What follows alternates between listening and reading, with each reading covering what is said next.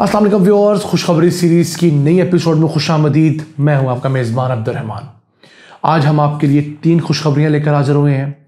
आज की पहली खुशखबरी तो ये है कि पाकिस्तान बिल आखिर पोलियो फ्री मुल्क बन गया है और ये एजाज़ पाकिस्तान को 25 साल बाद हासिल हुआ है। एक बहुत बड़ी अल्लाह की नेमत है, इसको जानेंगे। जबकि आज की दूसरी खुशखबरी ये है कि पंजाब खैबर पख्तूनख्वा के बाद अब इस्लामाबाद के शहरियों को और आज़ाद कश्मीर समेत गिलगित बल्तिस्तान के तमाम शहरियों को भी हेल्थ कार्ड देने का आगाज़ कर दिया गया है। इस पर नज़र डालेंगे और आप किन प्लेटफॉर्म पर जाकर आप हेल्थ कार्ड से मुतालिक जो मालूमात है वो ले सकते हैं।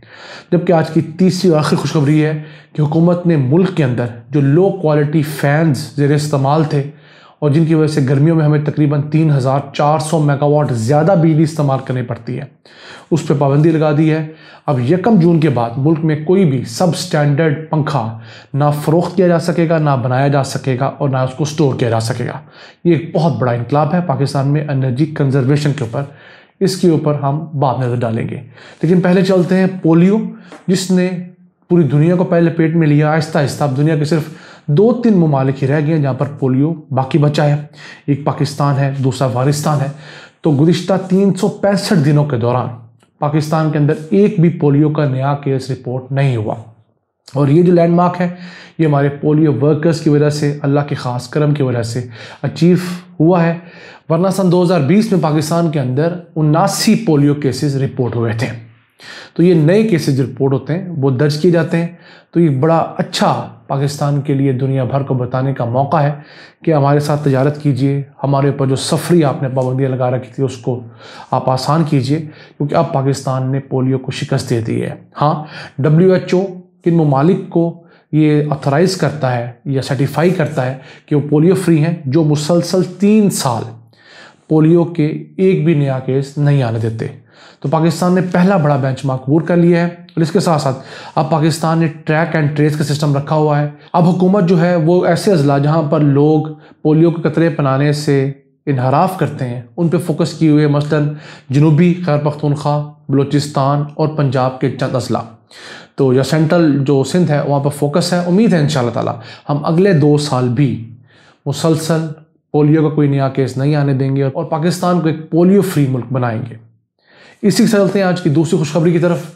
हम आपको बता रहे हैं कि मुल्क में गाहे बगाहे आहिस्ता आहिस्ता हेल्थ कार्ड की जो तकसीम है वो जारी है। पंजाब के 4 डिवीजन्स को मिल चुका है।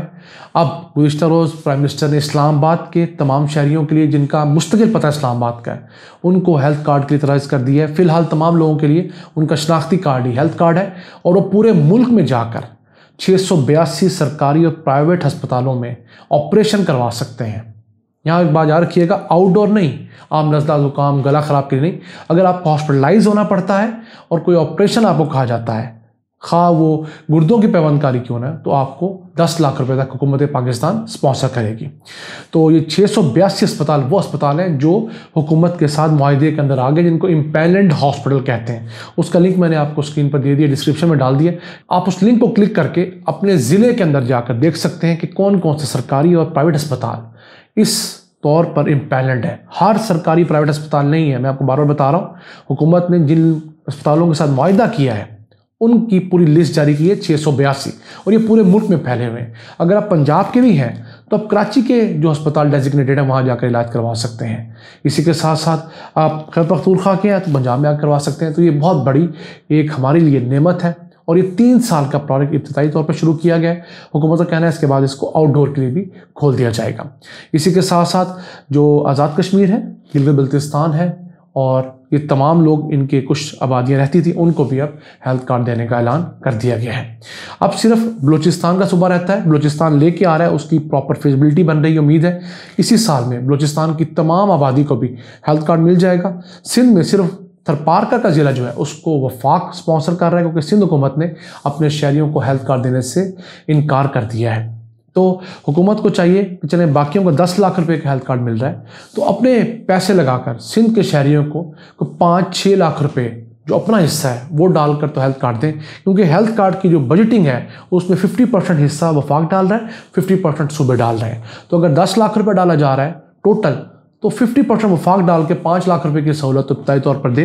शायद सिंध सरकार को शर्म आए और वो भी अपने शहरियों को ये 10 लाख रुपए की सहूलत देना शुरू कर दे। इसके अलावा पंजाब हुकूमत का ये दावा है कि सूबे में इस वक्त 23 नए हस्पतालों की तामीर पर काम हो रहा है, लेकिन मेरा ख्याल है हुकूमत ने इसमें जिन हस्पतालों की भी फिजिबिलिटीज़ बन रही हैं या जिनका सिर्फ ऐलान हुआ है उसको भी डाल दिया, लेकिन मजमूई तौर पर फिजिकल वर्क जिन नए अस्पतालों पर हो रहा है वो तकरीबन 10 के करीब है। 8 माँ और बच्चा के अस्पताल पूरे पंजाब में शुरू किए गए, उसमें से 5 पर फिजिकल वर्क शुरू हो चुका है, कुछ की फिजिबिलिटी और अप्रूवल्स का काम जारी है। इसके अलावा 158 जो अस्पताल है उनको अपग्रेड कर लिया गया है। तो उसमें ये होता है किसी के अंदर नई इमरजेंसी बना दी तो ये मामला है।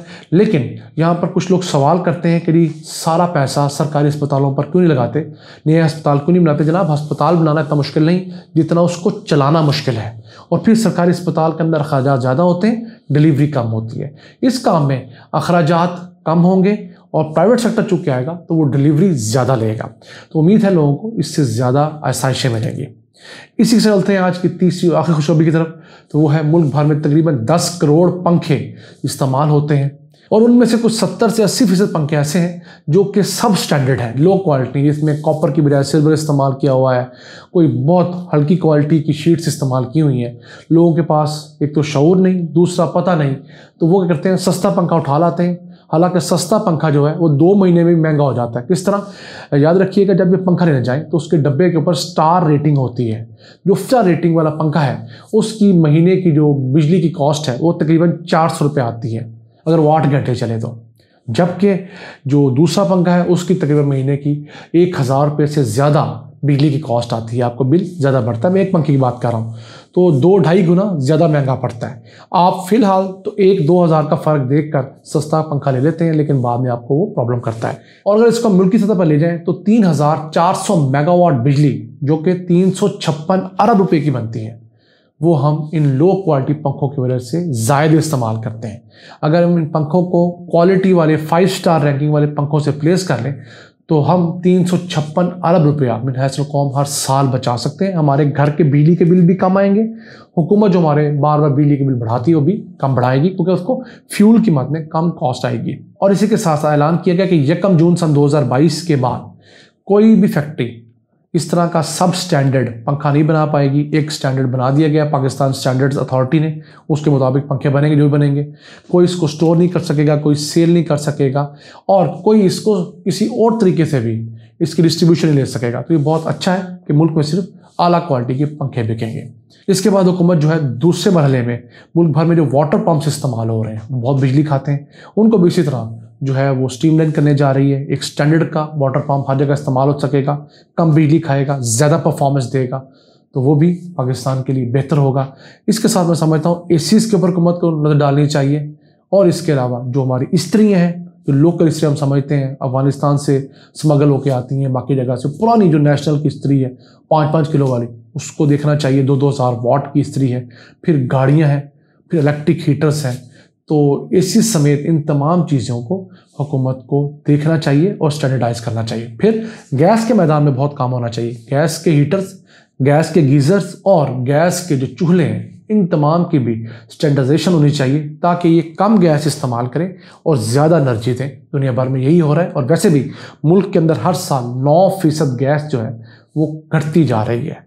तो अगले 10 सालों में हमारे पास गैस मुकम्मल तौर पर ख़त्म होने का खदशा, अगर हमने नई डिस्कवरीज नहीं की तो हमें आज होश के नाखुन लेने चाहिए और इन इक़दाम को तेज़ करना चाहिए ताकि पाकिस्तान की मईशत जो है मुस्तहकम हो सके। इन अल्फाज के साथ अपने मेज़बान अब्दुर्रहमान को इजाज़त दीजिए। अल्लाह निगहबान।